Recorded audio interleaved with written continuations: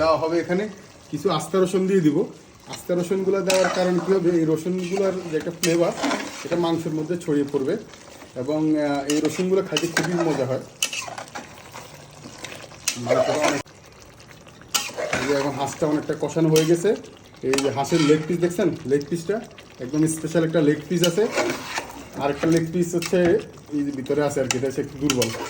আর এই যে সাথে রসুন দিয়ে দেওয়া হয়েছে, রসুন দিয়ে দিচ্ছে হচ্ছে বড় রসুনগুলো, আস্ত রসুন দিয়ে দিচ্ছে। আস্ত রসুনগুলা খাইতে খুবই সুস্বাদু হয়।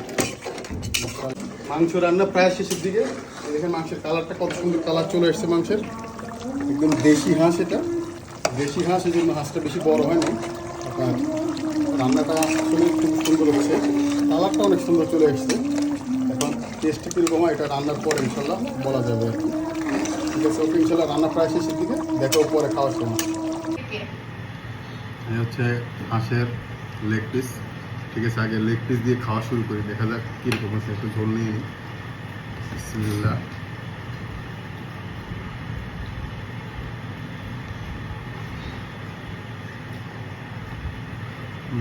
রান্না শেষ হয়েছে।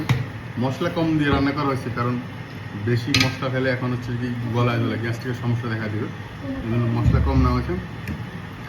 আর এখানে হচ্ছে পেঁয়াজ দিয়ে, পেঁয়াজ টমেটো শুটকি দিয়ে একটা ভর্তা করা হয়েছে স্পেশাল।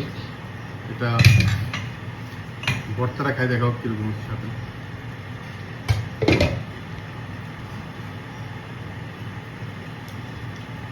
চিংড়ি মাছের ভর্তা, ভালো, এটা ভালো।